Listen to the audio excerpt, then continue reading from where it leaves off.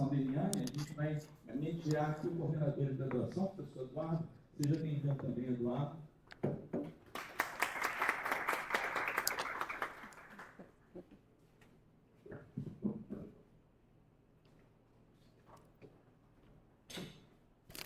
Será que já está funcionando aqui? Eu acho que...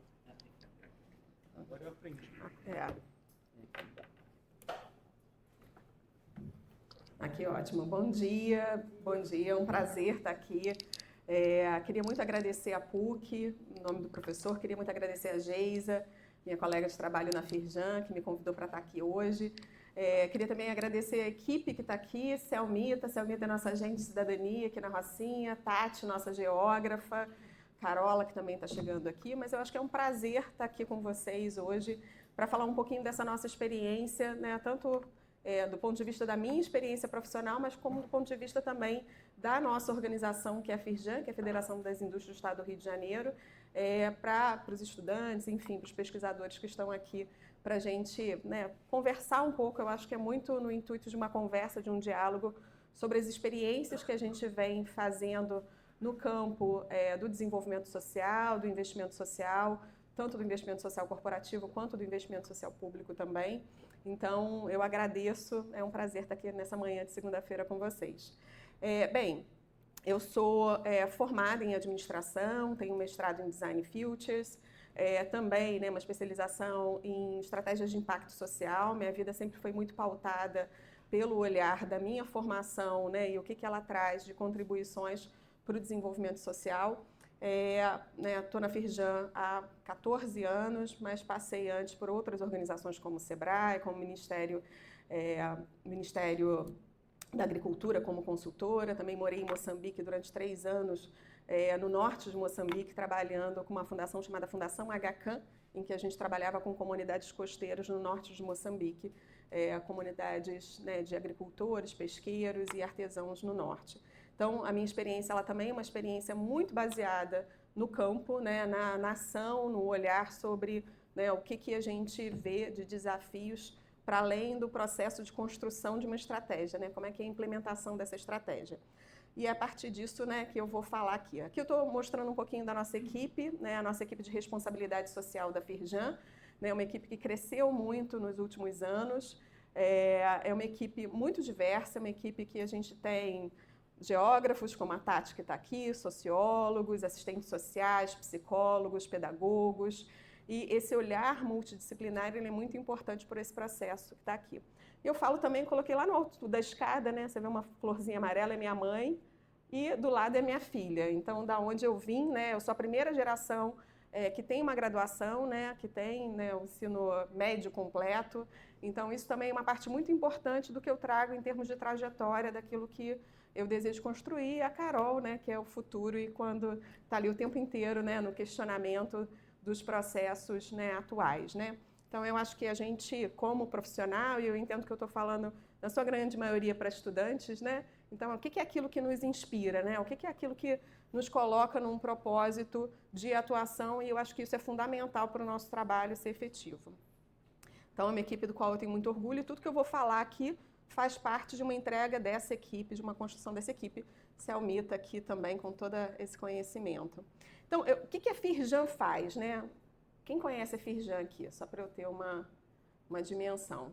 Tá ótimo. A Firjan é a Federação das Indústrias do Estado do Rio de Janeiro.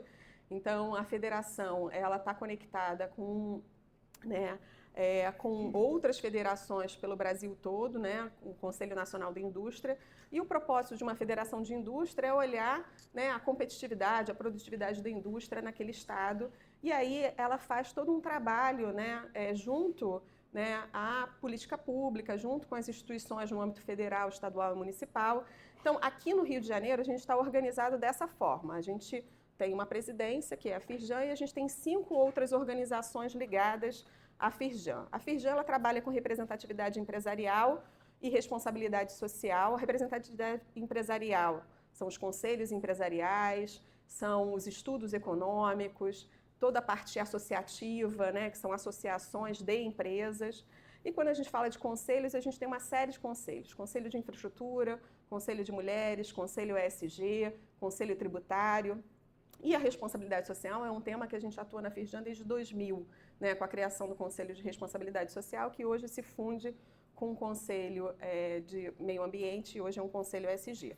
A Firjan-Cirge, que é o encadeamento da indústria, né, que é o Centro Industrial do Rio de Janeiro, que trabalha quem não é indústria, mas que de alguma forma faz parte desse encadeamento da indústria que impacta a indústria. O IEL, que é o Instituto Evaldo Lodge, que trabalha com educação executiva, gestão da inovação. Inclusive, a gente tem aqui uma colega aqui da PUC, que é a Júlia Zardo. Júlia Zardo está dentro aí desse rol aí de ações. A Firjan-Senai, que é muito conhecida, né, pela qualificação profissional. Acho que a maior parte das pessoas conhecem muito o Senai, mas talvez desconheça a atuação do Senai em pesquisa aplicada, né? A gente tem alguns institutos que trabalham com pesquisa aplicada para a indústria, com doutores, pesquisadores, né? Então, toda uma pesquisa de ponta para alavancar os processos industriais. Também com toda a parte de inovação e meio ambiente também aplicada à indústria.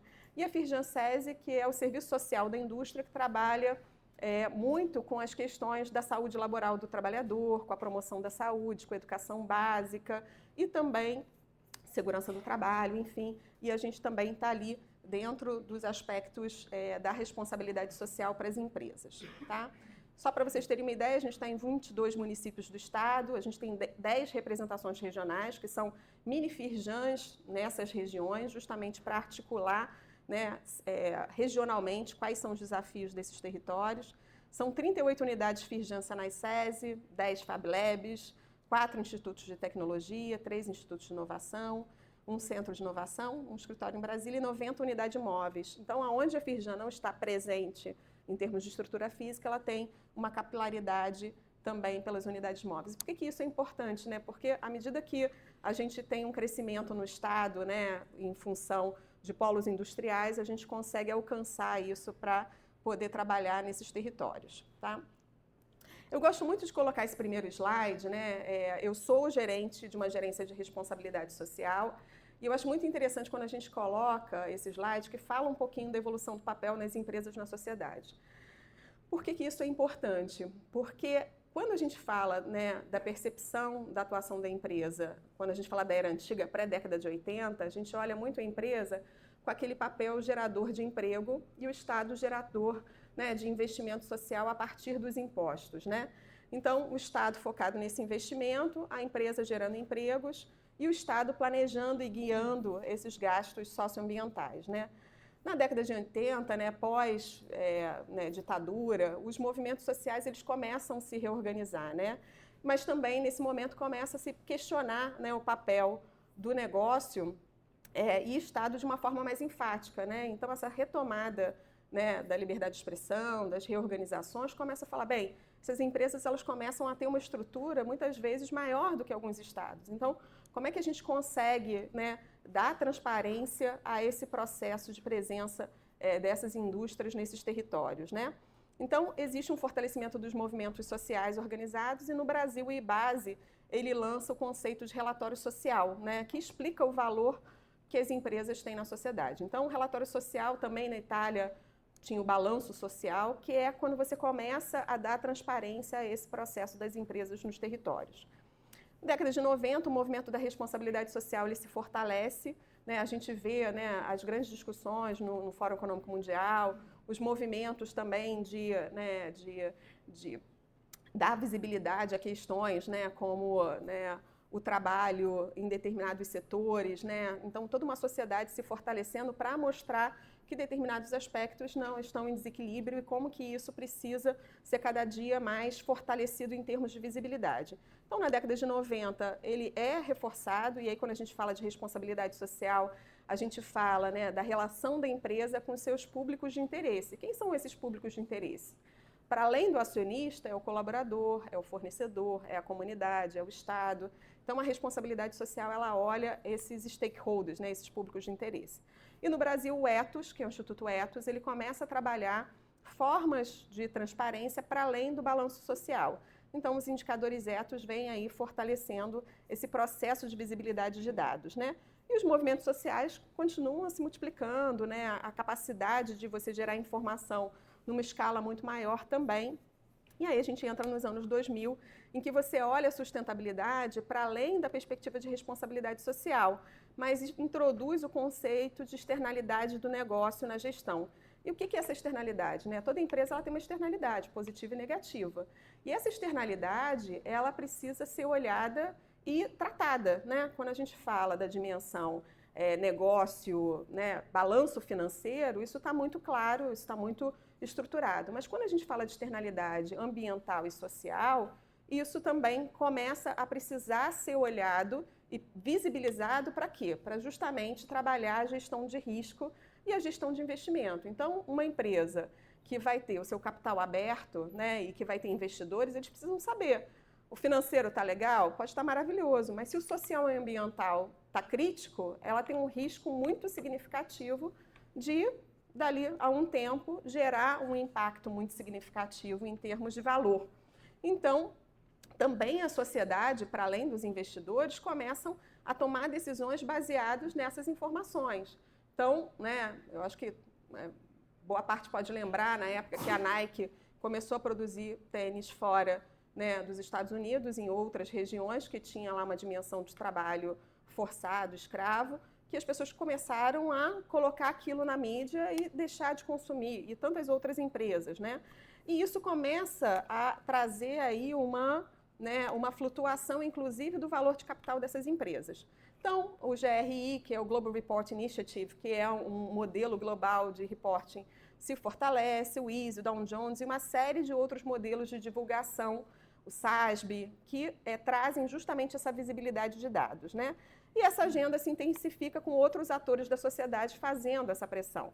É importante falar que quando a gente fala de ESG, que é Ambiental, Social e Governança, que é uma siglazinha que a gente escuta bastante hoje em dia, ela não é de agora, ela é dos anos 2000, né, com Kofi Annan falando com investidores para se criar uma governança de informações do mercado financeiro. Então, o ESG ele surge aí nos anos 2004.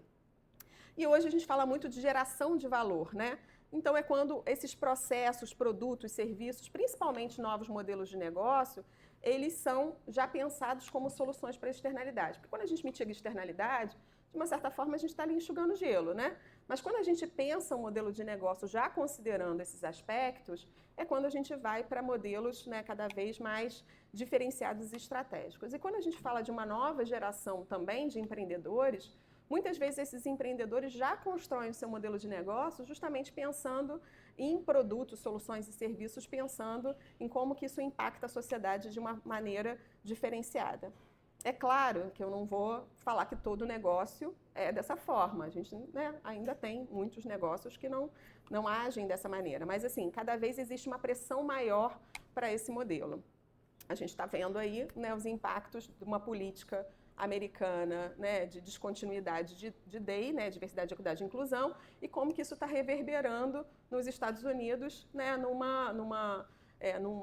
movimento da população em não comprar de marcas que definiram que elas não vão estar alinhadas a uma política de DEI. Como que isso tem impactado o mercado, né? E aí a gente pode falar de alguns exemplos de empresas.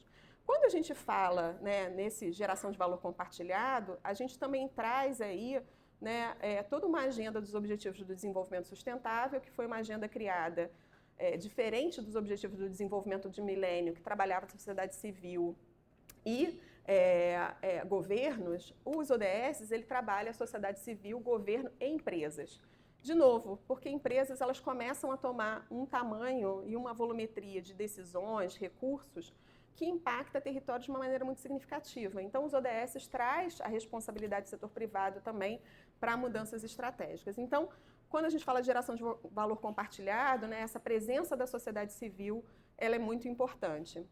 E aí, a integração das dimensões socioambientais nos balanços financeiros, que é isso que vem do ASG, né, do Ambiental, Social e Governança. Então, a gente sai de uma economia de acionista, ou seja, olhando para cima, para uma economia de stakeholders que olha, né, de uma forma muito mais distribuída, tá? Por que eu falo isso? A gente, como Federação de Indústrias, né, a gente tem grandes empresas associadas, mas a nossa grande base é de pequenas e médias empresas. Eu diria que mais de 80% são de pequenas e médias. E quando a gente fala nesse slide aqui, Obviamente que a gente já tem muitas empresas em geração de valor compartilhado, pelas pressões de mercado, pelas pressões de consumo, pelo propósito, mas a gente ainda tem muitas empresas que estão nessas outras fases, né? Inclusive na era antiga.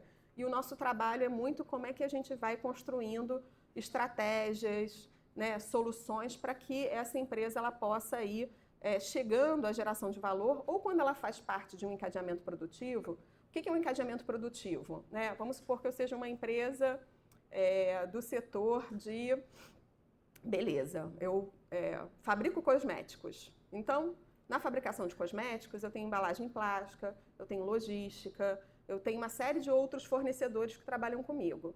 Eu posso ter tudo certo no meu padrão de implementação do meu processo industrial. Está tudo ali certinho, mas se os meus fornecedores não estão, eu sou corresponsável desse processo. É isso que o encadeamento produtivo diz, que não adianta só a empresa fazer legal, mas ela tem que olhar para trás o que gera de impacto. Por exemplo, o segmento têxtil, né? Muitas vezes tem muitos impactos, então isso tudo precisa ser considerado. Então, por isso que a gente tem isso. E quando a gente fala de responsabilidade social, a nossa atuação, ela trabalha em 2 âmbitos. O que é para dentro, então quais são as práticas que as empresas têm de responsabilidade social?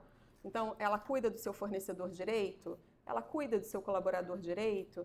Ela tem práticas responsáveis? Ela adota, né, diretrizes, por exemplo, como do Pacto Global, que olha direitos humanos, né? Então, a responsabilidade social para dentro, ela olha os aspectos de estratégia da organização. E a responsabilidade social para fora é o investimento social. E o que é o investimento social? O investimento social é uma ação voluntária de recursos com um olhar de médio e longo prazo, com um olhar estruturado para o território, para a comunidade, né? E é muito disso que a gente vai falar aqui hoje, que trata, né, de como que essa empresa que está num determinado território, ele olha o seu entorno, ele olha o seu público de interesse, ele olha a sua comunidade, né, e a responsabilidade dela perante esse público. Então, eu trouxe aqui uma frase do Darren Walker, que foi presidente da Ford Foundation, e a Ford Foundation, né, foi uma das primeiras empresas, né, que gerou, né, esse movimento da filantropia. E o movimento da filantropia era, né, nos anos iniciais lá da Ford, que era a doação de recursos para uma mitigação, né, de impacto dessas externalidades, né? Então a filantropia ela tinha muito esse propósito de alguma forma mitigar aquilo que as empresas, né, com o crescimento de valor de capital trazia dessas externalidades. Então a filantropia lá atrás ele tinha esse propósito. E uma coisa que o Darren Walker falou, que ele falava assim, enquanto a desigualdade certamente merece atenção e esforço, alguns têm apontado uma tensão, se não uma contradição, entre os esforços filantrópicos para abordar a desigualdade e as realidades econômicas estruturais que possibilitam a existência de fundações. Então, o que ele se questiona? Né? Por que a filantropia ainda é necessária? Né? Por que as questões que fazem uma filantropia ser necessária, elas continuam a existir? E ele fala, temos tecnologia, dados e um século de ensaios controlados e randomizados que juntos nos permite ampliar nosso escopo e entender padrões cada vez mais complexos de injustiça e como eles persistem e se reproduzem com o tempo. Ao fazê-lo, somos capazes de lançar luz sobre problemas sistêmicos profundos. Então, o que ele fala, ele se questiona. Eu lembro que eu tive um professor que foi na minha pós-graduação, eu fiz uma pós-graduação na UNB, de sociedade civil e políticas de gestão de ONGs, que ele falava assim, todo projeto social ele precisa ser kamikaze. Ele precisa deixar de existir, porque a existência dele é uma falha de desenho, né? Assim, mas a gente sabe que não é só isso. A gente sabe que a gente tem todas as outras condições e poderes ao redor que fazem com que isso aconteça. Mas cada dia mais, que é o que o Darren Walker está falando aqui, que com a tecnologia, com os processos, a gente precisa olhar quais são as questões sistêmicas que fazem com que aquele problema social continue a existir, né? E é nisso que eu acredito que o nosso esforço tem que estar cada vez mais fortalecido, né? Então, quando a gente olha a nossa atuação, a gente trabalha naquilo que a gente chama de licença social de operação. Vou falar um pouquinho do que é licença social de operação. Responsabilidade social empresarial, que era aquilo que eu já falei, que é a relação da empresa com os seus públicos de interesse. O investimento social, que é uma decisão voluntária da empresa de colocar recursos, né, num âmbito, né, que pode ser dentro do seu território com públicos de interesse, e a inovação social, que é um movimento que eu cada vez acredito mais, que é olhar quais são os desafios sistêmicos e como que a inovação trata esse desafio. Então, quando a gente fala de licença social de operação, a licença social de operação é um conceito, e eu vou ler aqui, desenvolvido na década de 90, inicialmente vinculado à indústria de mineração, como resposta às críticas sociais e ambientais enfrentadas por grandes corporações, popularizada por Jim Coney durante uma reunião com o Banco Mundial. O termo se refere à aceitação informal e contínua de uma operação empresarial por parte das comunidades locais e outras partes interessadas, baseada numa confiança, transparência e diálogo. Diferente das licenças governamentais, né, que podem ser ambientais e outras, a LSO é uma permissão não regulamentada que se relaciona profundamente com a responsabilidade social corporativa, né, buscando alinhar práticas empresariais com os interesses sociais, econômicos e ambientais. A OCDE, ela reconhece a licença social de operação como parte essencial da conduta empresarial responsável, envolvendo práticas de devida diligência para prevenir e mitigar impactos diversos. Então, a licença social, ela é uma licença que ela não é concedida por órgão regulador, ela é uma licença de relacionamento. E ela o tempo inteiro tem que estar sendo ali renovada, né? Por quê? Né? Porque o impacto de uma não licença, né, não só causa um efeito muito adverso a esses territórios, como também causa impactos no próprio negócio. Então, assim, por que é tão importante olhar isso? E o investimento social é um mecanismo, né, não só, mas é um dos mecanismos de gerar melhores resultados para essa licença social. E cada vez eu coloquei essa bolinha da filantropia distante, porque a filantropia ela não dialoga necessariamente com o negócio. A filantropia ela toma uma decisão que ela pode investir numa coisa totalmente desconectada com o negócio. E o investimento social privado, né, as boas práticas falam que é importante que esse investimento social ele se relacione sim com o negócio. Por quê? Né? Porque muitas vezes é o impacto desse negócio, né, que causa, eu vou dar um exemplo prático, né? Vamos supor que você tem uma operação industrial no norte do estado. E essa operação, ela é implantada numa região que é intrinsecamente rural, que você tem lá, né, uma série de indicadores, por exemplo, de escolaridade, né, de educação, em que as pessoas, elas no fim dos anos fundamentais, no início do ensino médio, normalmente elas saem da escola porque culturalmente isso é uma prática daquele território, porque você tem um desafio de acessar escolas porque está muito distante, você não tem, né, capacidade de locomoção, porque você precisa começar a trabalhar, porque você estabelece família, enfim, pelas várias razões. Inclusive, os indicadores mostram que a gente tem uma evasão muito grande dos finais do ensino fundamental para o médio. E aí isso vai reverberando ao longo do processo. Normalmente, empresas industriais, elas exigem que você, para entrar, você tenha no mínimo o ensino médio. Aí você já estabelece uma relação causal muito crítica, porque se você não tem pessoas com aquele pré-requisito, o que você precisa trazer? Gente de fora. Se você traz gente de fora, o que acontece? Os impactos naquele território começam a ser crescentes, né? Você tem uma pressão nas questões de moradia, nas questões de saúde, nas questões, né, de violência, né? Então, essa relação causal ela é muito importante. Então, quando uma empresa vai fazer um investimento social, esse é um aspecto importante. Por que as pessoas estão saindo no ensino fundamental, nos últimos anos do ensino fundamental? Por que elas não permanecem no ensino médio? Então, entender esse processo e investir é uma possibilidade do investimento social que é muito importante, porque ela contribui com a política pública, mas ela contribui para o negócio dela também. Então, por isso que é importante, né, esse olhar. E aí aqui agora eu vou falar um pouquinho da nossa atuação como organização e da nossa política de investimento social. Gente, fica comigo que daqui a pouquinho eu entro na geografia, tá? A gente como organização, a Firjan, em 2010, a gente teve uma conversa com os empresários e os empresários pontuavam as questões da segurança pública como muito críticas para a permanência das indústrias no Estado, principalmente aqui na cidade do Rio de Janeiro. A gente teve, né, a evasão de muitas indústrias em função para outros estados, e aí a gente teve políticas tributárias que contribuíram com isso também, porque você tinha um desafio de segurança pública tão crítico que as empresas não conseguiam permanecer nos territórios. E aí, né, nessa época, com essa escuta e também com uma série de políticas, né, daqueles governos, né, estadual e municipal, que estabeleceu políticas de segurança nas comunidades, a gente se comprometeu a estar nessas comunidades com o programa SAI Cidadania. O programa SAI Cidadania esse ano faz 15 anos, Tá aqui Selmita é nossa agente de cidadania aqui na Rocinha.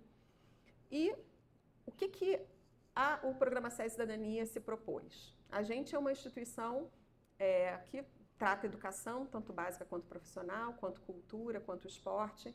Então, aonde a gente tivesse uma estrutura de UPP, a gente teria um SESI Cidadania presente. E o que é um SESI Cidadania presente? A primeira coisa é conhecer o território. E quem que conhece o território? Quem conhece o território é o morador. Então, a nossa primeira prática foi contratar um morador do território para ser esse nosso articulador. Então, o agente de cidadania é essa pessoa extremamente articulada no território, que entende as dinâmicas do território, entende também os atores daquele território, para a gente estabelecer uma estrutura nossa.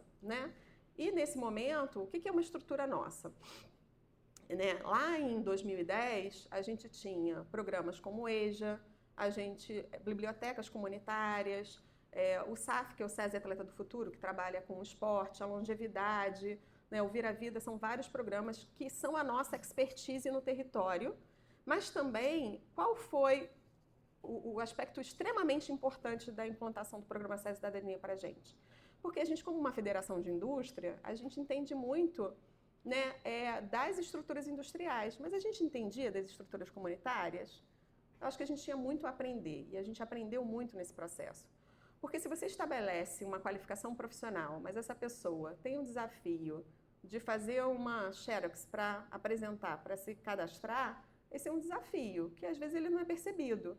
Então, entender isso. O acesso à locomoção para o local é também um aspecto. Então, a gente foi aprendendo. Então, a gente fala que o agente de cidadania é a representação da Firjan no território, mas o agente de cidadania é a representação do território dentro da Firjan. E isso é um aspecto muito importante para o desenvolvimento das nossas práticas.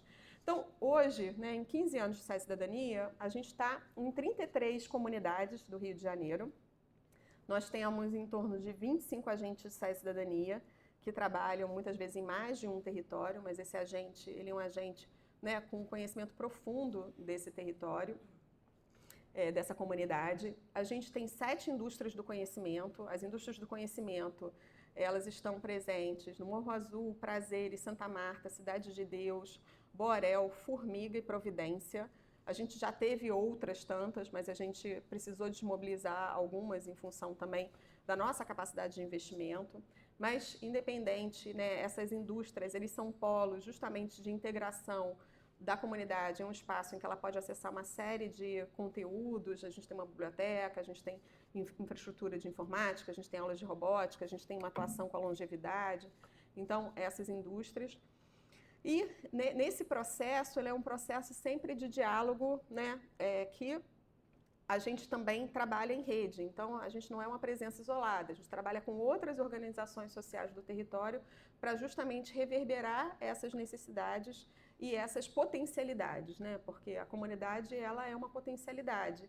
E aí, como é que a gente consegue ir entendendo as barreiras e trabalhando para mitigar essas barreiras de acesso? Tá? Então, o SESI Cidadania, ele tem esse objetivo de desenvolver projetos e ações nos territórios, em vulnerabilidade social, nas áreas de educação, esporte, lazer, cultura e empreendedorismo. E aí, como nosso investimento social, isso está muito alinhado também àquilo que a gente tem de competência técnica para implementar. Então, a gente atende em torno de 8 mil pessoas ano, foram mais de 2,8 milhões nesses últimos 15 anos. Então, a gente tem um pilar de promoção de saúde, que a gente atua em espaços comunitários, um Pavãozinho, o programa de esporte, que é o SESI Atleta do Futuro, de longevidade. Na educação, a gente tem a indústria do conhecimento, a gente tem o Vira Vida, que é um programa que trabalha com ultravulnerabilidade, as gratuidades na qualificação profissional, todas as bolsas institucionais e as parcerias, Então, esse agente de conhecimento e esse agente de cidadania, eles são fundamentais nessa capacidade de entendimento do território e de, inclusive, virar para a gente e falar, olha, isso não vai dar certo, Essa comunicação que você está fazendo não vai acontecer. Esse curso que a gente está propondo não tem aderência. Então, esse conhecimento, ele é fundamental para a gente fazer as articulações necessárias. E aqui, quando a gente vai olhar para o trabalho que a gente faz com as empresas, é o quê? Quando a gente faz o trabalho do investimento social, a gente faz para a indústria. E para a indústria, a licença social de operação ela é muito importante. Então, como é que ela constrói essa licença social de operação? Ela constrói, ela pode ter uma estratégia, que ela quer fazer uma implementação de um projeto diretamente, ou ela pode fazer uma escuta anterior a essa estratégia de implementação. A gente trabalha nas duas vertentes, né? Tanto de escuta quanto de diagnóstico. E aí aqui eu vou falar um pouco de um trabalho que a gente fez com a Prefeitura de Niterói, que é o Niterói Ecossocial.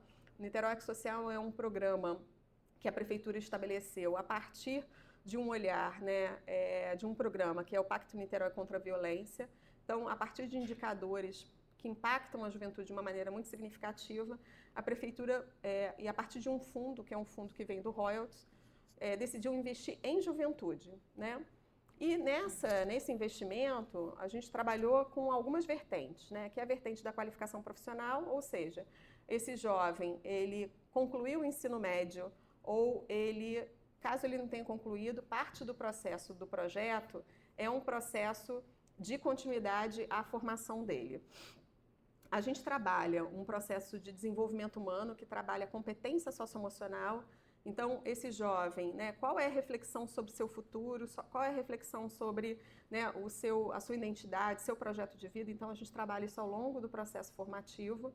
E a gente trabalhou ativos comunitários, aí que a geografia vai começar a entrar. Então, como é que eu olho o meu território, como é que eu entendo a minha identidade pessoal, a minha identidade profissional e a minha identidade territorial. E como a partir desse conhecimento e reconhecimento, eu fortaleço, né, aquilo que são informações que muitas vezes estão invisibilizadas para dar visibilidade. E aí, dentro do programa Niterói Ecossocial, a gente trabalhou um trabalho de campo nas comunidades. Foram 36 comunidades no programa 1 e 2, tá? De Niterói. Esse programa ele continua acontecendo agora com o SENAC, em que a gente olhou quais eram os ativos comunitários e a construção de mapas ambientais e afetivos de seus territórios a partir de ferramentas de georreferenciamento. E como é que a gente implantou isso, né?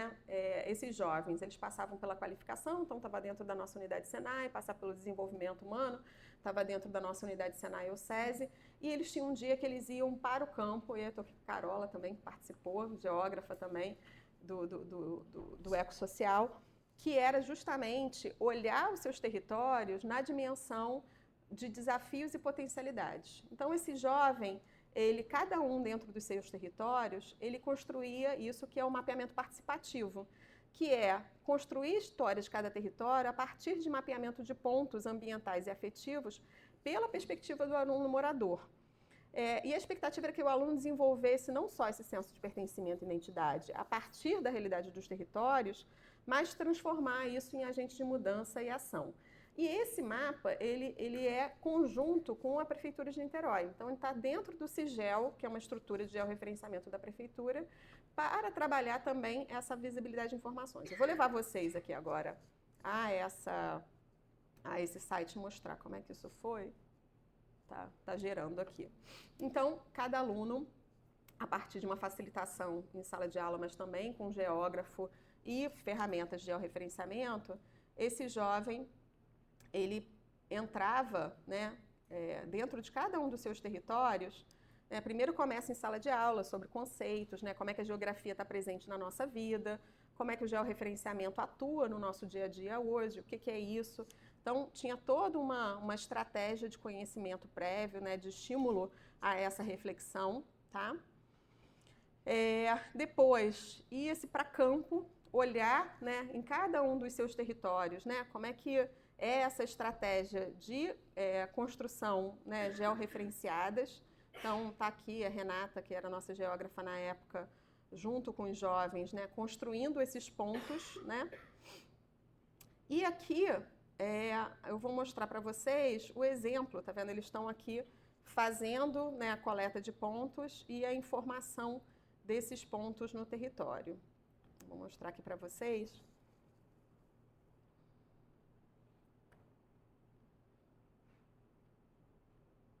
Então, aqui, por exemplo, os territórios, né, o Morro do Cavalão. Então, quando a gente entra no mapa,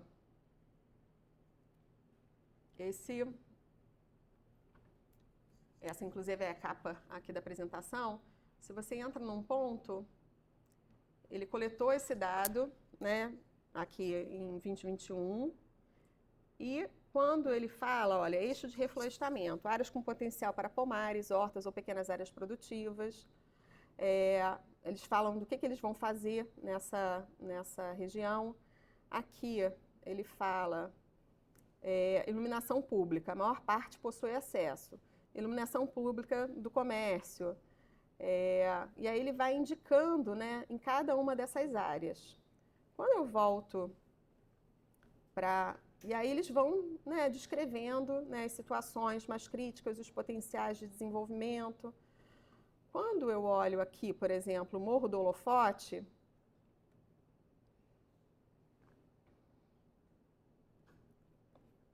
e a gente entra no mapa do Morro do Holofote, você já tem outras características que são descritas. Peguei logo uma que não tem nada, mas vamos lá. Ó, no eixo defesa civil, identificação de áreas de risco com deslizamento. Observação geral, no ponto se observa uma escada irregular e duas escadas irregulares. Então, essa juventude, ela foi criando dentro, né, da estratégia dela de georreferenciar, e aí também tem pontos afetivos, quais são as potencialidades e como que ela constrói uma capacidade e um conhecimento para, inclusive, fortalecer as demandas à política pública. Então, aqui a gente precisa que isso aqui seja visto.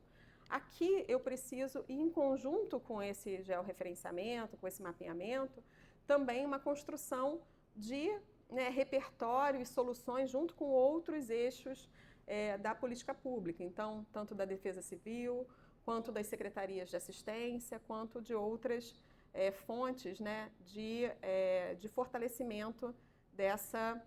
E aqui em cada um desses territórios foi se construindo esses mapas, né? E né, mostrando aqui cada um, né, dessas áreas e dessas informações. Foi um processo fácil? Não, né? Porque muitas vezes você esbarra com outras questões. Por que você está construindo e georreferenciando esse espaço? O que isso tem a ver com a nossa comunidade? Isso vai trazer maior visibilidade na questão da segurança? Será que você vai trazer mais ambientes de... Então, assim, tudo isso, ela esbarra em outras questões que a gente busca fazer isso de uma forma, buscou junto com os alunos fazer uma forma muito, né, muito compartilhada, muito transparente, né? O objetivo não é trazer nenhum tipo de impacto nessa segurança, mas isso esbarra em diálogos que são necessários, né? Então, o mapeamento participativo traz essa possibilidade, e eu acho que essa força, né, de apropriação de conhecimentos e de entendimento, né, desse processo de construção conjunta. Porque quando a gente fala do dado socioeconômico, de vários dados, quando a gente fala, né, dos dados macro, eles são acessíveis, né? A gente tem IBGE, a gente tem outras fontes. Quando a gente fala do dado local, do dado micro, ele ainda é muito desafiador. Então, esse dado, ele está invisível, né, muitas vezes. E como que a gente pode dar visibilidade a esse dado? Aqui, no caso do projeto Niterói Social, isso foi a forma também de gerar informações que pudessem ser apropriadas pelo território, pela comunidade, pelas pessoas, mas também trazer visibilidade a isso. Aqui, esse é um outro projeto que a gente tem, que é o Sigas Maricá, que ele é um projeto de levantamento de biodiversidade das Ilhas de Maricá. A Carola também, que trabalha junto com a nossa equipe do Senai Ambiental. Esse é um projeto que foi vencedor de um prêmio da Petrobras socioambiental. E o foco dele é trabalhar um desenvolvimento, né, de um sistema de georreferenciamento colaborativo para mapear, né, todas essas dimensões da biodiversidade do território em conjunto com as populações tradicionais locais, né? Então, esse é um trabalho que é feito dentro desse programa socioambiental da Petrobras, realizado aí com alguns parceiros. Tá? Aqui é um projeto, que ele é um projeto básico de qualificação profissional de uma indústria, de uma empresa de logística, que é a Wilson Sons. Então, essa empresa, ela tem operações em várias regiões do Brasil, mas esse especificamente a gente vai estar aqui no Rio de Janeiro e no Rio Grande do Sul. E a ideia dessa conexão, né, geográfica é entender, né, entre participantes do projeto quais são as dimensões dos impactos e das oportunidades nesses territórios. Então, é uma troca que vai acontecer também com esse olhar geopolítico, né, de georreferenciamento. Aqui também, eu acho que é um exemplo de projeto bem bacana. A Tati, a nossa geógrafa, vem atuando nesse projeto. A gente está em curso um diagnóstico social da Petrobras.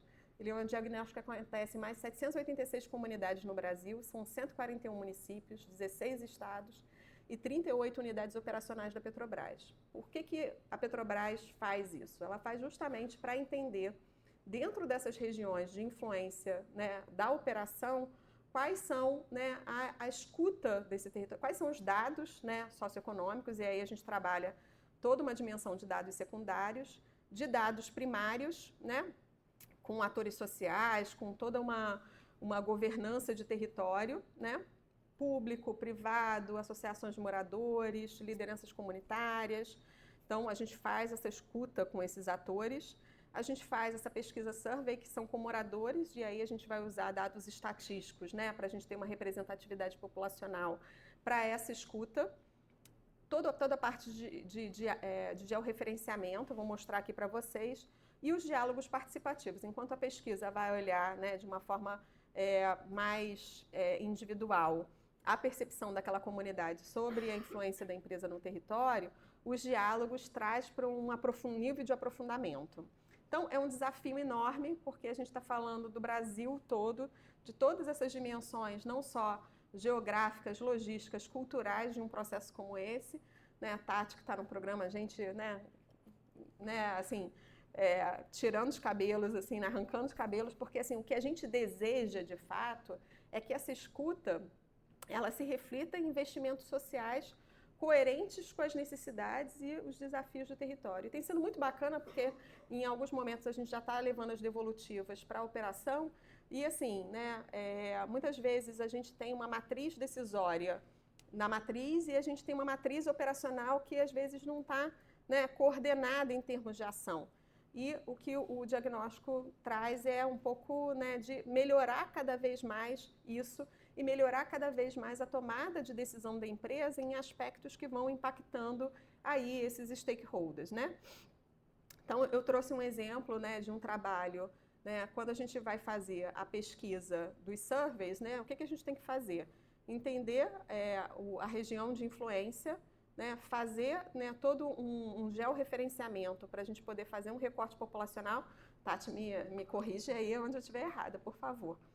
E depois a gente vai trazendo justamente outras camadas para a gente poder fazer justamente o mapa de campo, que é onde a nossa equipe de pesquisadores de campo vai ao território, né, abordar as pessoas desse território e fazer uma pesquisa estruturada para a gente levantar esses dados, né? E, de novo, gente, assim, né, tudo que está escrito, ele é muito bom. Quando a gente vai para a prática, às vezes, a gente encontra muitos desafios. A gente, por exemplo, estava fazendo essa pesquisa nas regiões ali de Caxias, Itaboraí, Itambi, no meio da eleição. Vocês acham que foi tranquilo? Não, né? Nossa pesquisa de campo, ela foi impactada por atores do território, milícia, tráfico, né? A própria população, né, na relação, né, se aquilo era uma pesquisa que tinha como cunho o levantamento político de adversários, se não tinha. Então, tudo isso aí reflete num processo de coleta de dados que, né, impacta muito. Então, aqui, né, vai destrinchando, vai fatiando, até você chegar ao nível, né, das ruas, né, para você poder fazer aí esse planejamento, né, da pesquisa de survey, né? Então, aqui também é um outro mapa, né, que mostra, né, quais são as regiões em que, né, essa pesquisa vai acontecer, né, em relação à operação que é ali do GasLub.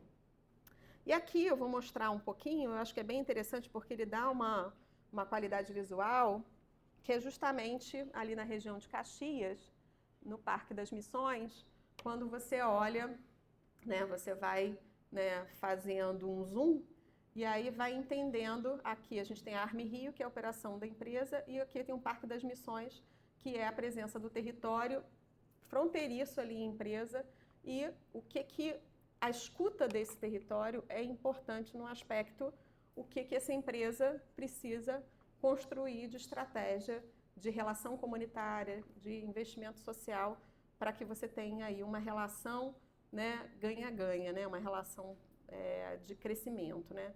A gente fala, né, que assim, tenho até cuidado na forma de falar essa frase para ela não soar distorcida, mas assim, não adianta você ter uma empresa que ela está saudável nos seus processos se você tem um território com desafios, né? Assim, esse processo ele precisa ser continuamente trabalhado para que isso seja uma correlação de desenvolvimento, né? E para que isso aconteça, existe uma responsabilidade da empresa? Claro que existe, mas existe também todas as outras externalidades políticas, sociais que precisam ser consideradas e trabalhadas em conjunto.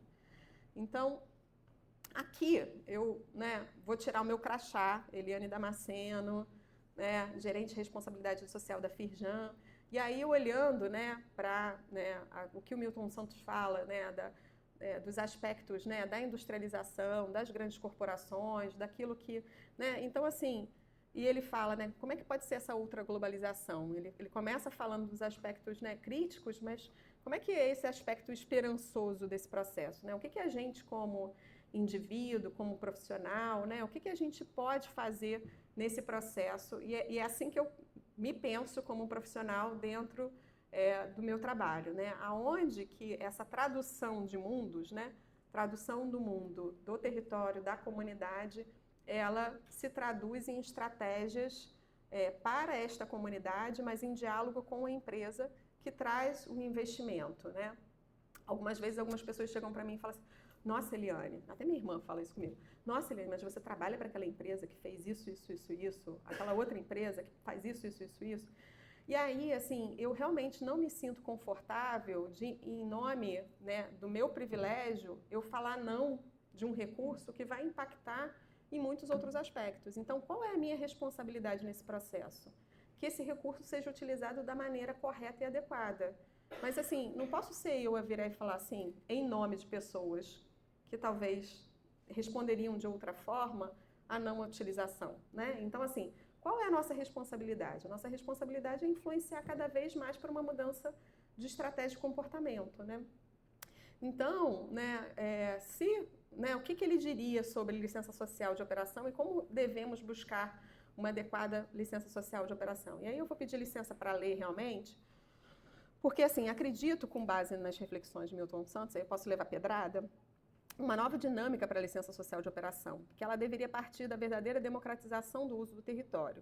Isso implicaria um modelo onde as comunidades locais não fossem apenas consultadas ou formalmente incluídas nos processos de decisão, mas onde tivessem poder efetivo para influenciar e codeterminar os projetos que afetam suas realidades. Para Milton Santos, o território é um espaço vivido, dotado de múltiplas racionalidades que coexistem e frequentemente colidem. Uma licença social de operação genuinamente inclusiva deve reconhecer e respeitar essas racionalidades locais, entendendo que o conhecimento técnico-científico não é o único válido. Em vez disso, é preciso considerar o conhecimento vernacular das populações, suas práticas sociais e culturais e suas estratégias de sobrevivência e desenvolvimento.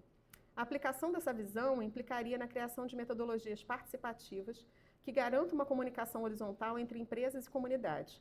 Ao invés de impor padrões globais de legitimidade, as empresas deveriam construir suas operações com base em diálogos contínuos e genuínos, que permitem a cocriações de soluções e iniciativas. Além disso, Milton Santos enfatizaria a importância de práticas que promovem a justiça territorial, onde os benefícios produzidos por um empreendimento sejam efetivamente partilhados com aqueles que habitam o território.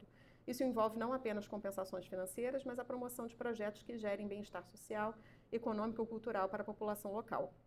Portanto, uma nova dinâmica de LSO, sob a ótica de Milton Santos, deveria estar baseada na redistribuição do poder de decisão, no respeito às diversidades locais e na construção de uma legitimidade que não seja meramente formal, mas profundamente ancorada na vida e na realidade cotidiana das comunidades. Então, assim, né, como é que isso se traduz no trabalho que a gente realiza, né?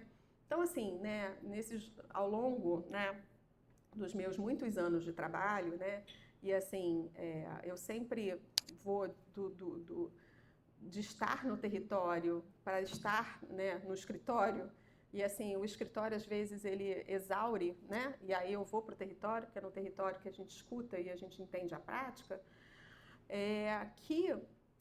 a gente entende que a construção, né, de uma estratégia que olha o investimento social não como uma reatividade ao problema, mas como uma ação construída em conjunto com a construção da estratégia do negócio, da implantação do negócio, né? Então, assim, se a gente tem um negócio que ele, né, começa a ser concebido com 20, 30 anos, né? Porque o investimento de uma grande operação, ela não acontece de um ano para o outro, né? Ela tem aí um tempo de construção. É a gente pensar também como é que esse investimento social, né, como é que essas estratégias elas podem ser construídas em conjunto. Então, né, em função dessas nossas experiências, da nossa prática, né, a gente vem construindo aquilo que a gente chama de Observatório Social de Dados, né, que traz justamente esse contexto, né, que é, né, o desenvolvimento da indústria passa por essa relação constante com o território, né? Seja pela relação de implementação de um novo empreendimento, pela expansão da produtividade, né? Então, isso é muito importante. Então, o Observatório Social, ele se propõe a subsidiar estratégias dessa implementação, né? Dessa operação industrial. Então, o que a gente entende que é, né, um ativo que a gente pode trazer, né, como Federação de Indústrias, como SAES-SENAI, é a gente entender justamente essa lógica do território no nível da comunidade, né? Como é que essa escuta do território ali localmente, ela é um fator muito significativo para a gente poder construir melhores estratégias. E no nível da comunidade também existe uma exaustão, porque quando a gente vai fazer licença ambiental, quando a gente vai fazer licença, todo mundo está escutando a comunidade, mas como que essas informações, elas são organizadas e elas são partilhadas com essa comunidade para que a gente esteja sempre num processo de evolução de estratégia, não de recomeço de escuta. Porque eu lembro, né, quando morei em Moçambique, a gente trabalhava muito com cooperação internacional, cada agência que chegava fazia uma pesquisa. E aí aquela população não aguentava mais responder pesquisa, né? Era uma loucura, porque ela nem queria mais responder pesquisa, você batia na porta e a mesma coisa acontece, né? Então, se cada instituição, se cada empresa, se cada governo faz essa estratégia de escuta, aonde que está essa escuta consolidada? O que a gente entende dessa escuta? O que a gente usa das tecnologias que a gente tem hoje, né? De blockchain, de inteligência artificial, para agregar essas escutas, né? E construir uma estratégia que, de fato, gere impacto. Uma outra coisa que é uma grande, às vezes, frustração profissional é que quando, né, se vai fazer um grande investimento, você tem condicionantes desse investimento, né? A IFC, BNDES. E aí, muitas vezes, essa falta de entendimento do território faz com que você faça investimentos em grandes elefantes brancos, né? Então, que de fato não vão ser condutores, né, de mudanças, né? Então, assim, na nossa, né, dimensão de atuação, a gente vem buscando essa construção do Observatório Social de Dados, que, né, se propõe a subsidiar essas estratégias de implementação da licença social de operação, gerando dados locais a partir de uma escuta comunitária, observando práticas ESG, princípios do Pacto Global e outras políticas que possam determinar esse investimento social das empresas. E aí aqui eu trouxe uma matéria, né, do desemprego entre jovens no país, né, uma matéria desse ano, né, do Globo, e a gente essa semana tem um evento no dia 26 de uma estratégia que a gente está trabalhando, uma estratégia que está em outros 19 países, que é para olhar a dimensão da empregabilidade jovem na cidade do Rio de Janeiro. Mas você vê, a juventude está com a segunda maior taxa de desocupação entre jovens no país. Ao mesmo tempo, a indústria está com um desafio enorme de mão de obra qualificada, né? Então, assim, aonde que as informações elas não estão se casando? A indústria está com um apagão de mão de obra, né, muito significativo. E o que está acontecendo? Então, a gente vem trabalhando, né, para intensificar o entendimento e as nossas ações nesse aspecto. Então, o observatório ele se propõe, né, a trabalhar, né, toda essa parte, né, de dados, né, principalmente, né, os dados dessa escuta comunitária, esse dado local, né, esse processo de georreferenciamento, né, que eu acho que é muito importante, porque as camadas georreferenciadas, e hoje a gente usa uma ferramenta que é o ArcGIS, né, assim, apesar da gente achar que a gente pode usá-la, é muito melhor. Me contaram que vocês aqui também, né, têm um laboratório e eu acho que aí né, colaborações vão ser sempre muito bem-vindas, para justamente a gente entender essas camadas, né? O que é a camada da presença da indústria no território, o que é a camada, né, de informações socioeconômicas, o que é a camada de investimentos públicos, o que poderia ser uma camada de investimento social privado. Então, assim, para quê? Se a gente tem uma convergência de indústrias no território, faz sentido todas elas investirem num único tema? Faz sentido a gente... Qual é a distribuição de recursos? Quais são temas que não são tratados? Às vezes a gente tem, dentro do investimento social privado, a gente fala que o incentivo fiscal, ele é um recurso público de uma decisão privada, né? Então, por exemplo, uma empresa que investe em lei de incentivo à cultura, leis de incentivo ao esporte, ela é um recurso público, mas é uma decisão privada a utilizar ou não. Mas será que a gente não está investindo tudo na mesma, né, no mesmo pote? Então, assim, eu acho que as ferramentas de georreferenciamento, elas dão uma visibilidade de informação que ela é, eu acho que muito importante, muito estratégica. E aí, o que a gente entende como benefício e impactos do observatório, né? Que é uma ferramenta de estudo de potencialidade de identificação dessas potencialidades dos territórios para possíveis transformações, né? É um instrumento que produz conhecimento especializado sobre o recorte da realidade que não está em dados oficiais, então, aonde que aquele dado, né, não está presente, ali não está, essa escuta não está feita, esse dado não está tratado, né? Esses dados contribuem para a utilização desse potencial de recursos de investimento de uma entrada de indústria ou de uma operação industrial de uma forma muito mais estratégica, né? E também a gente entende que a gente, como organização, o SESI, especificamente, né? Porque muitas vezes no território você tem as disputas, né? As disputas, né, da população, dos governos locais, e muitas vezes a entrada da indústria nessa escuta, ela acaba sendo misturada com outras dimensões, né, das estratégias locais. Então, a gente se entende como um parceiro imparcial, né? A gente nem sempre é totalmente imparcial, mas, assim, levemente imparcial nesse processo, porque a gente, né, é reconhecido pelo território como uma instituição que trabalha, né, em prol, né, de instrumentos, né, do território, mas, ao mesmo tempo, a gente não é indústria per se, né? Então, eu acho que é uma escuta que ela vem de uma outra forma. Para quê? Para a gente poder realmente utilizar, realizar projetos estruturantes que permitam o planejamento de ações adequadas às questões socioambientais da agenda ESG das empresas, a partir de visões e escutas das comunidades sobre seus territórios e necessidades, como contribuição ao investimento social das empresas e as políticas públicas e governos. Então, isso também é uma resposta e é uma estratégia que a gente vem construindo para a gente ser cada vez mais assertivo e desejo eu, na minha figura como, né, colaboradora da Firjan, chegar mais próximo a uma política, né, que de fato impacte esses territórios. E aqui eu termino. Muito obrigada. Termino para conversar, não é para terminar. Bom dia. Bom dia a todos. Parabéns aí pela apresentação. Começar algumas coisas que eu anotei aqui, só para a gente dinamizar um pouco aí e passar para as perguntas. Uma das últimas afirmações, né, quando você na sua apresentação estava falando assim, espera um pouquinho que a gente já vai começar a falar da geografia.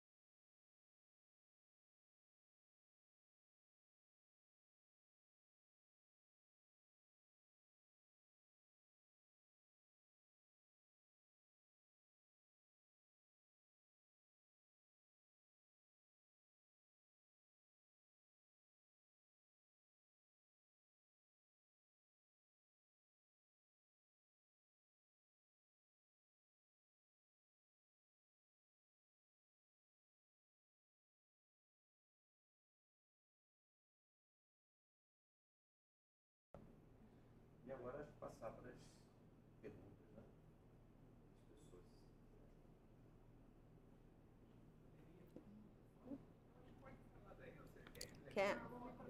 Quer de repente, eu divido com ele aqui e fica o microfone para... Fico mais próximo aqui do professor.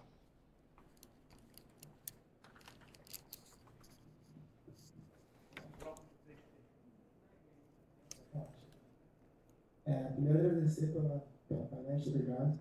Meu nome é Leandro Serra, eu sou mestre em Geografia, doutor em Direito aqui pela PUC e sou analista de projetos de impacto também.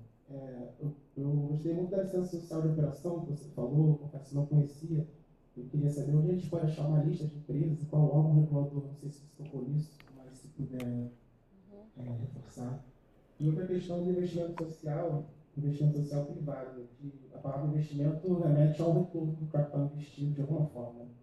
Então, eu queria que você desse um panorama, até pela sua experiência internacional, de como funciona o desafio da flexibilização dessa linguagem, né, do investidor, de retorno, e como que as indústrias podem, de fato, direcionar um capital de forma mais direta para as comunidades, associações comunitárias, também de negócios de impacto. E de uma forma mais flexível, de fato, não esperando o retorno de capital, entendendo as dificuldades da realidade que não está, enfim, estabelecido no mercado, que está ali formalmente estabelecido, e todas essas lacunas que a gente tem de burocráticas, né, dos territórios. Obrigado. Se me permitir, porque eu acabo esquecendo das várias. Se não se incomodar, a licença social de operação, ela não é uma licença concedida por órgão regulador, então você não acharia, né, esse órgão regulador, né? Ela é uma licença de relacionamento, né, de relacionamento entre aquele território e a empresa, né? E justamente por isso, né, ela tem um desafio de atualização, né? Ela tem que estar, a empresa ela tem que estar o tempo inteiro, né, atuando para que essa licença seja renovada, né? Posso te dar exemplos, por exemplo, né, onde essa licença ela pode gerar impactos muito significativos para uma operação de uma empresa. Né? Anos atrás, por exemplo, na região de Itaguaí, houve uma parada da população a uma operação de empresas ali em Itaguaí fechando a via de acesso, né? Por quê? Porque moradores de uma ilha próxima ali da região não tinham combustível para as crianças transitarem entre a ilha e a escola. Aquilo necessariamente não era uma responsabilidade da empresa, mas a percepção de que, de alguma forma, né, não se foi desenvolvido um diálogo com aquela comunidade, fez com que houvesse uma parada que impactou em milhões a operação dessa empresa, né? Então, essa licença social, ela é uma licença, né, não formal, mas ela é uma licença também de capital social, assim, no sentido de que, né, na estratégia, né, de posicionamento que ela se manifesta, né, e quanto mais, né, essa população ela, né, entende, né, como que ela pode se relacionar, e a empresa principalmente também entende. Tanto é que algumas empresas elas têm canais de relacionamento com a comunidade, canais que são canais de escuta, de ouvidoria. Essas são práticas que são, inclusive, necessárias, principalmente em empresas de capital aberto, para ela demonstrar, né, justamente aquilo que eu falei lá no início, que são essa transparência nos seus relatórios não financeiros. Então, ela precisa demonstrar como é que estão os canais, né, de ouvidoria com a população, quais são as estratégias de investimento social, quais são as estratégias, né, de relacionamento com aquele território. Então, eu diria que uma fonte bem interessante, né, de análise são os relatórios de sustentabilidade. Os relatórios de sustentabilidade, eles são relatórios que indicam, né, as estratégias. É claro que, assim, ao longo dos anos, se a gente for olhar década de 90, início dos anos 2000, muito, né, da prática da sustentabilidade tem aquilo que a gente chama de greenwashing, né? Isso não deixou de existir, né? Isso continua existindo, que é aquilo que a gente fala, mas não necessariamente aquilo que se traduz, só que isso cada vez está mais difícil de se manter, né? Porque a comunicação, ela é muito rápida, né? Então, assim, aquilo que é falado, mas não é feito, ela rapidamente é percebido, né, por por esse indivíduo, né? Por esse, seja consumidor, seja comunidade, enfim, né? De entender se aquilo é só marketing ou se aquilo de fato está acontecendo, né? E a sua segunda pergunta, que eu acho muito legal, né? Assim, né? Essa coisa do investimento social, o termo, né? Investimento, você fala de retorno, né? No investimento social corporativo, ele não preconiza retorno, tá? Mas ele preconiza impacto. Então, dentro do investimento social corporativo, cada vez mais as empresas que realizam esse investimento, elas desejam entender quais são os impactos desse investimento, seja nos resultados ou nos impactos medidos no longo prazo. Qual é o desafio, né? Para você fazer, de fato, análise de impacto de um investimento social, você precisa estabelecer uma lógica já inicial de tempo de duração desse investimento e quais são os modelos de avaliação desde o início para você entender se aquele impacto é relacionado àquele investimento ou a outras condições àquele investimento que resultou aquele impacto. Então, normalmente, nas avaliações de impacto, a gente faz aquilo que chama de marco zero, grupo controle. Então, quem recebeu aquele investimento, quem não recebeu aquele investimento, são diferentes os resultados? Então, por exemplo, se eu fizesse um programa de educação de longo prazo, de qualificação num território, eu tenho que medir quem passou por aquele programa e quem não passou por aquele programa nas mesmas condições, para eu entender se as mudanças no desenvolvimento, nas oportunidades daquela pessoa são resultantes daquele investimento ou não. Então, isso hoje é um desafio muito grande na discussão de avaliação de impacto, porque elas são muito onerosas. É muito desafiador você conseguir manter. Então, assim, eu acho que é muito importante a relação de avaliação. Eu acho que todo investimento, ela carece de uma avaliação, né, mínima de resultados para você ver se aquele investimento de fato é efetivo, né? Eu, por exemplo, em Moçambique, eu trabalhei num programa que era de costeiro de produção de algas marinhas, tá? E nessa, ele era um programa que tinha um investimento, se eu não me engano, da cooperação canadense. E aí, o que a gente tinha que fazer? A gente tinha que fazer todo um programa de extensão agrícola, né, de mar, com as populações costeiras no cultivo das algas, porque as algas, elas justamente têm lá, né, na sua composição, né, elementos para a indústria cosmética, alimentícia, etc. Então, existia um potencial de produção na região costeira muito grande, só que sofria uma série de impactos né, como que eu vou falar na terminologia agrícola, né, que podia fazer com que aquela alga tivesse propícia ao processamento ou não. Então, você imagina uma região costeira sem acesso, né, de transporte adequado, com uma população que você não tinha canais de comunicação. Eu fui para Moçambique em 2006, então a gente tinha um desafio muito significativo nesse processo. Então, a gente fazia distribuição de alga marinha, depois a gente ia lá verificar se a alga estava em qualidade de produção, depois você tinha um processo de coleta, depois daquele processo de coleta, ia para o encaminhamento para a indústria que produzia, que não ficava em Moçambique, ficava na Tanzânia, ficava em outros países para aquele processo de produção. Então, a gente fez uma avaliação desse processo, chegou até um estagiário canadense, e ele falou assim, não, deixa eu dar uma olhada nisso aqui. Quando a gente foi olhar, o volume de investimento que a gente colocava no programa era muito superior ao impacto que aquele produtor recebia em termos de recurso. Então, não fazia sentido fazer um investimento naquele campo de produção, porque não tinha as condições adequadas ali para que aquele investimento fosse, de fato, um impacto significativo para aquela população. Então, foi um investimento descontinuado e os recursos foram direcionados para outras fontes. Então, nesse sentido, o investimento social, ele se relaciona aos impactos que aquele grupo, né, recebeu, e não necessariamente de retorno ao investidor. Existe uma outra fonte, que é a fonte que são os investidores de impacto, que são os negócios de impacto, que são modelagens que já começa com um olhar não só de uma performance e de um lucro essencialmente para o dono daquele negócio, mas um lucro distribuído. Então, o negócio de impacto, o negócio social, ele não tem como visão não ter lucro, porque lucro é importante porque ele tem relação com resultados, mas ele tem a ver com reinvestimento naquilo que é a causa intrínseca daquele negócio.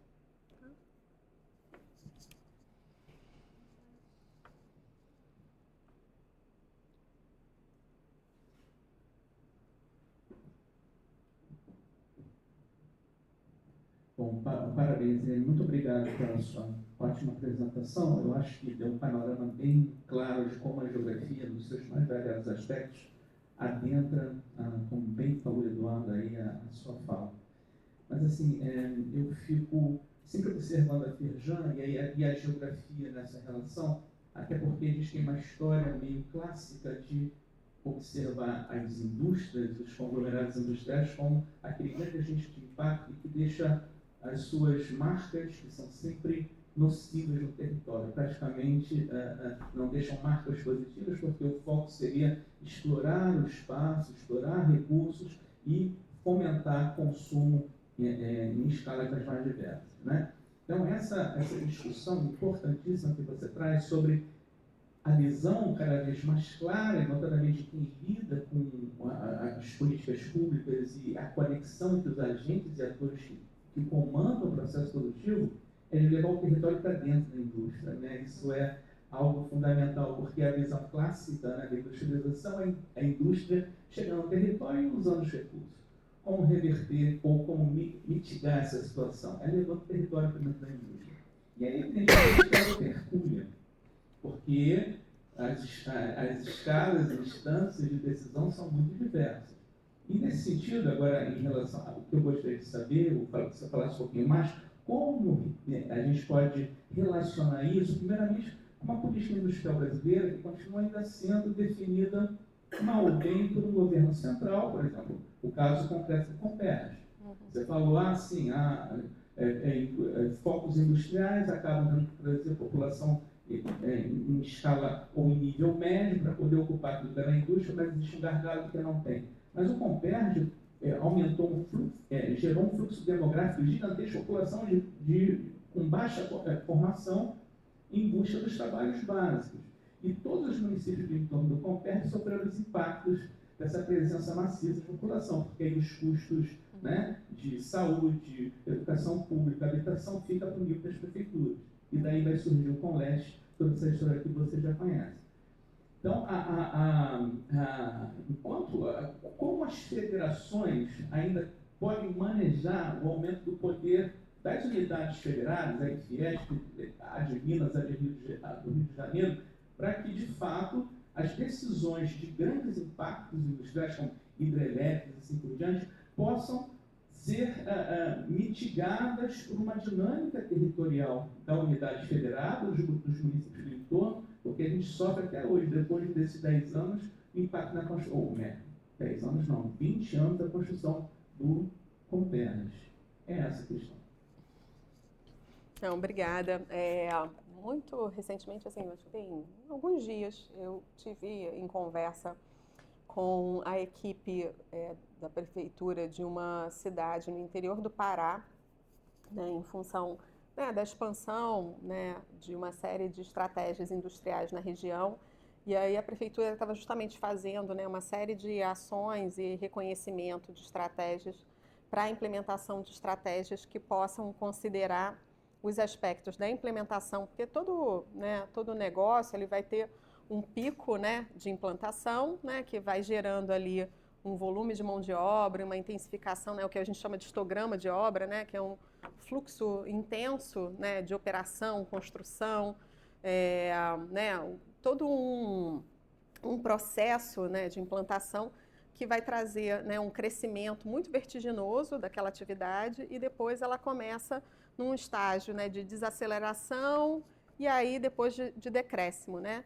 E aí é muito importante, né, quando a gente fala de responsabilidade social, de uma certa forma, a gente está falando de melhorias de práticas, né, que são muito importantes.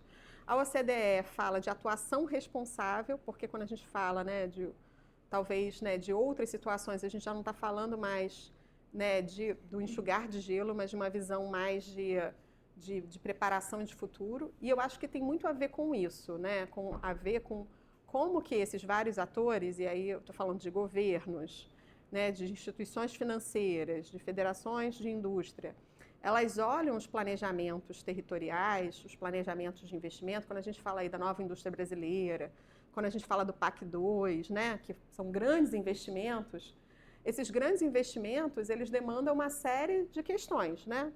primeiro, planejamento, né, do que é aquela necessidade para aquele grande investimento acontecer, os recursos financeiros que vão ser utilizados nesse grande investimento, os recursos, né, humanos que vão ser necessários para aquele grande investimento. E é muito importante essa organização de dados e essa organização de estratégias para elas coexistirem no momento certo. Porque se você tem um grande investimento, né, num território, sei lá, a gente vai construir uma via, né, de expansão para, para o volume de cargas de um determinado território. Você vai ter que ter gente para construir aquela via, né, mão de obra. Aí você vai fazer um mapeamento naquele território sobre a mão de obra. Aquela mão de obra não está qualificada. Não adianta você começar a qualificar aquela mão de obra há 6 meses do processo de implantação. Aquilo tem que estar junto com o processo, né, de estratégia de que aquilo vai acontecer, do financiamento de que aquilo vai acontecer. Por quê? Quando a gente olha regiões, por exemplo, como Caxias, como Itaboraí, e a gente olha os dados de escolaridade, a gente tem uma situação bastante crítica, porque a gente tem uma escolaridade muito baixa, né, muitas vezes sem o 5º ano do fundamental, e quando eu olho para uma qualificação dentro, por exemplo, de uma estrutura como a nossa do Senai, um curso que vai exigir uma escolaridade muito baixa, ele preconiza pelo menos o 5º do fundamental. Então, se aquela pessoa não conseguiu chegar a essa escolaridade, ela vai ter um desafio ainda maior nos processos dela de entrada a oportunidades de trabalho. Então, assim, existe um processo que não é só, né, da gente como instituição de ensino, mas do governo em pensar quais são as outras estratégias de escolarização, né? Porque, assim, você imagina que aquela pessoa, ela está trabalhando, ela precisa deslocar 2, 3 horas até o trabalho e 2, 3 horas até a volta. Ela vai dar conta de continuar estudando? Aquilo é uma prioridade para ela dentro dos aspectos, né, de sobrevivência, né? Quais são outras formas que existem para que essa escolarização aconteça, né? Então, assim, eu acho que é muito importante pensar, e esse é o grande desafio, né, sistemicamente, como que todas essas camadas elas se sobrepõem, né, elas coexistem, né? Então, que é o processo, né? Hoje o governo ele está com um programa que é o Acredita, que é um programa para justamente olhar beneficiários do Bolsa Família. E aí quando você olha o recorte, né, para eles entrarem em oportunidades de qualificação, empreendedorismo, etc.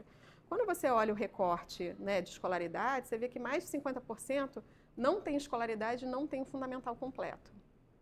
E aí isso vai ser continuamente uma barreira de acesso a outras oportunidades. Então, né, quais são outras estratégias que precisam ser pensadas em conjunto com isso?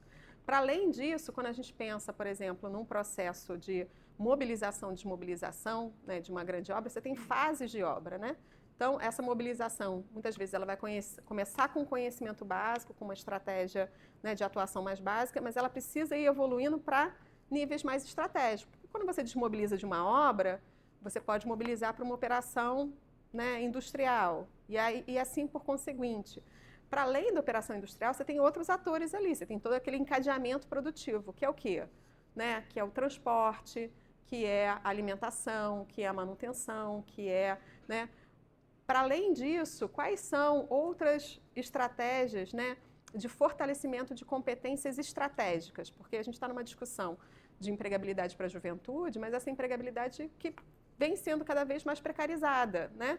Não que necessariamente essa juventude não tenha escolaridade, mas ela tem tido desafios de acessar melhores oportunidades, né? Então, plataformização, uberização, né? O desafio, né, dos valores salariais. Então, assim, né, tantas outras discussões aí que estão nesse processo. Então, não sei se estou alongando a resposta, mas eu entendo que essa correlação dos processos e a organização, né, dessas implementações, elas são fundamentais para a gente não criar uma oportunidade em que essa oportunidade ela não possa ser acessada por conta da barreira. Então, assim, se a gente cria uma oportunidade, né, por exemplo, eu vou dar o exemplo do setor de petróleo e gás, que está em grande expansão. A Petrobras ela criou um programa que, inclusive, a gente, né, executa ele, que é o programa Autonomia e Renda. Ele é um programa que acontece hoje em 7 estados em que o objetivo é a qualificação para a cadeia de petróleo e gás. Então, são uma série de formações, são mais de 12 mil vagas. E aí, é possível você criar um processo de qualificação gratuito em que aquela pessoa não consiga acessar aquele processo, seja por conta de inviabilidade de transporte, de alimentação. Então, dentro do programa, essas dimensões também foram incluídas para que, né, se consiga acessar. E aí você vai desde a formação mais básica aos cursos técnicos de estratégia de entrada. Então, assim, eu acho que elas precisam ser cada vez mais coordenadas para que elas possam ser, de fato, aproveitadas na sua maior potencialidade, né?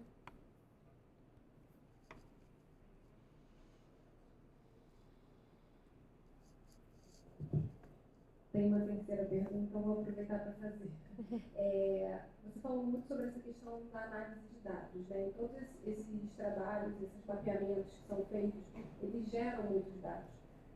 Na sua visão, como é que a universidade pode ser também um ator importante nesse relacionamento para a análise dos dados, eventualmente até outras reflexões, levantamento de outras reflexões geradas por esse mapeamento mais em loco e relacional? Eu acho que a universidade ela é um ponto fundamental nos processos, né, de reflexão, de arguição, de contraponto, né? Eu acho que a gente, como profissional, a gente tem que estar sendo sempre provocado por outros pontos de vista, né?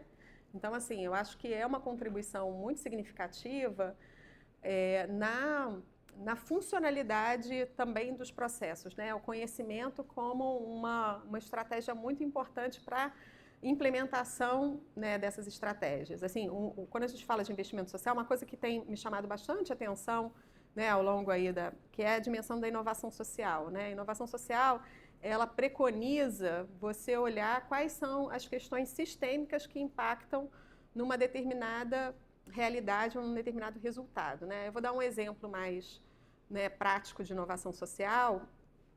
Por exemplo, a Universidade de Stanford tem um laboratório de design que criou um saco um saquinho que ele tem uma estrutura com cera, sabe aquela cera de depilação, etc., que quando esquentada a uma determinada temperatura, ela funciona como uma incubadora para crianças prematuras. Então, quando a gente olha territórios que têm um desafio, por exemplo, de energia, e aí isso era uma realidade muito grande, né, onde eu morava em Moçambique,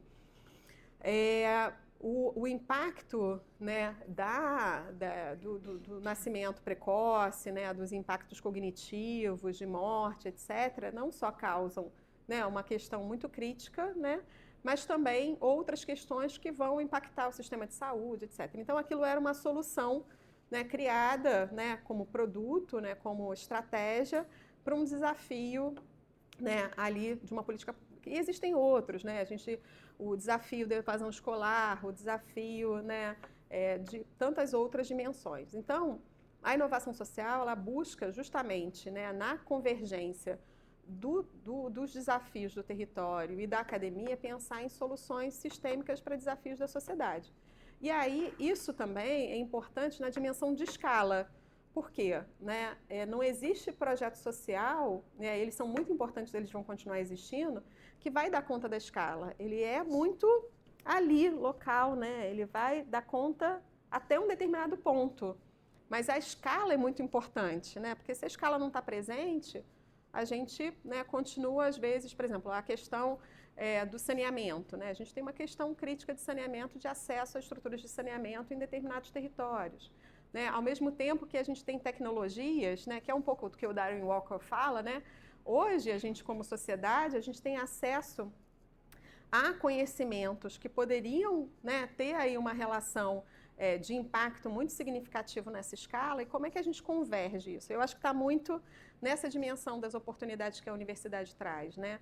Porque, assim, quando a gente pensa em, né, aonde que a gente está presente, né, como é que esses dados que não são visíveis podem ser visíveis, eu acho que é aí que a gente começa a construir também essa retroalimentação no processo de levar para essa comunidade, para a pessoa, para o território, para eu como indivíduo, questões que são importantes no meu posicionamento enquanto eleitor, enquanto, né, dados trazem para a gente a materialização do aspecto que precisa ser trabalhado, né? Então, assim, sem dados, a gente fica muito naquela conversa aqui, né, meio aquela conversa do bar, né, das redes sociais, que a gente o dado ele materializa o conhecimento e traz para a gente, né, uma forma mais importante, mais significativa. Por exemplo, a gente no SES Cidadania, a gente trabalha com longevidade. Então, são pessoas 50 a mais. E aí, a equipe está lá construindo os nossos dashboards, olhando dados. Eu fui olhar o dado, mais de 85% dos participantes da longevidade são mulheres. Por que eu não consigo atrair homens para o trabalho na longevidade? Quais são os desafios de comunicação, de estratégia? O que eu posso fazer para trazer um grupo que não, né, de alguma forma, não se conecta a esse processo? Então, dado faz com que eu consiga mudar a direção do meu investimento social, né, por exemplo, né? Então, isso é muito importante.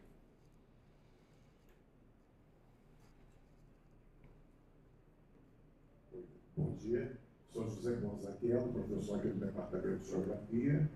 Quero parabenizar a excelência da sua exposição, a riqueza de dados, a diversidade de projetos.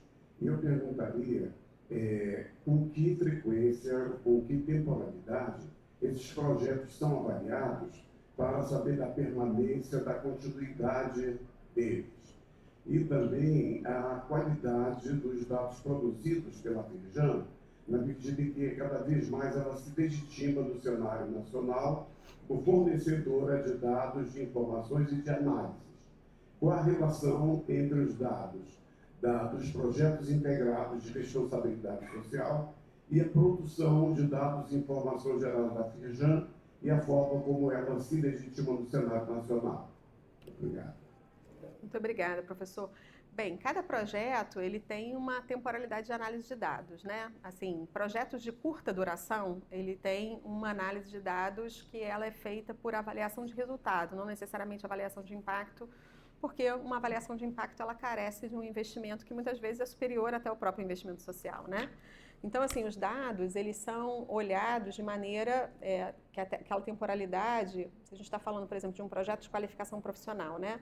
A gente normalmente recorre a uma análise, né, dos participantes 6 meses após a execução do projeto, 1 ano após a execução do projeto. Se ele é um projeto de perenidade, aí isso é negociado com cada empresa investidora, né? Esse ainda continua sendo um grande desafio, tá, professora? Assim, não é uma equação solucionada, né? Eu coloco aqui muito no calçado da humildade, que é justamente um processo que a gente está investindo bastante em termos de monitoramento e avaliação, né? De equipe de monitoramento e avaliação, porque essa equipe, inclusive, ela precisa estar distante da implementação, né? Para justamente ter esse processo de imparcialidade. Então, esse é um processo.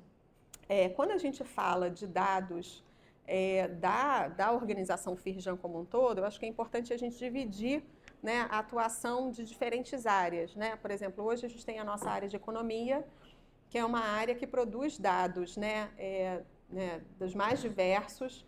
Já há muitos anos a gente tem índice Firjan de desenvolvimento municipal, índice Firjan de gestão fiscal dos municípios, outros índices, né? E são índices que eles têm hoje uma qualidade, né, muito significativa, referenciada por outros atores, como Bloomberg e outros atores, que ajudam a gente, como organização, a pautar temas importantes para a indústria e dentro da política pública, né? Pleitos que são feitos. Isso está justamente na nossa área de defesa de interesse, né? E a gente tem os dados que são produzidos, né, a partir dos projetos de diagnóstico, né, realizados com empresas socioterritoriais, que a gente tem os dados que são produzidos a partir de uma encomenda específica daquela empresa, né? E agora, mais recentemente, é que a gente está estabelecendo aí o Observatório Social de Dados para a gente poder... Porque, assim, qual é o sentimento, né? A gente vai, né, levantando dados em territórios que, né, são regiões de influência, né, das empresas, mas que também é um pedido das empresas e uma responsabilidade nossa o retorno dessas informações para essas populações, né? Como é que isso faz sentido para elas quando elas responderam o questionário? Então, a gente precisa voltar para lá e falar, olha, aquilo que você respondeu se consolida nisso aqui, de uma forma, obviamente, acessível, né? Então, a gente está nesse processo, né, de fortalecimento. Se eu for falar como área, né, o tema responsabilidade social na Firjane existe desde 2000, em diferentes configurações, né? A minha gerência, ela tem 1 ano, né? A atuação como responsabilidade social, ela vem, né, dentro de uma visão de negócios, né, de uma visão de complementação para que as empresas realizem investimento social desde 2017. Então, a gente está num processo ainda, né, de investimento muito significativo nas dimensões de monitoramento e avaliação. Então, hoje, a gente está buscando utilizar uma metodologia que é o CROI, que é o Social Return on Investment, né, que é o retorno social do investimento, né, que é a ideia de como que esse investimento ele gera impacto social. Então, a gente já fez algumas análises, né, por exemplo, num projeto de esporte, para cada R$1 investido, a gente tinha um retorno de R$7, né, e aí é uma análise que vai olhar premissas, né, de como que essa criança que passou por esse processo, quais são outros impactos no processo formativo dela, né? Seja em termos de educação, seja em termos, né, relacional, família, saúde, né, e tudo mais.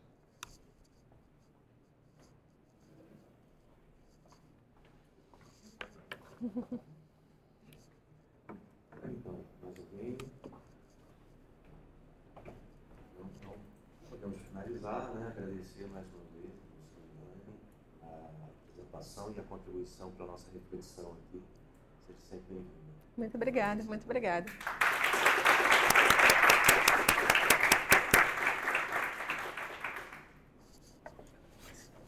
Muito obrigada, um prazer.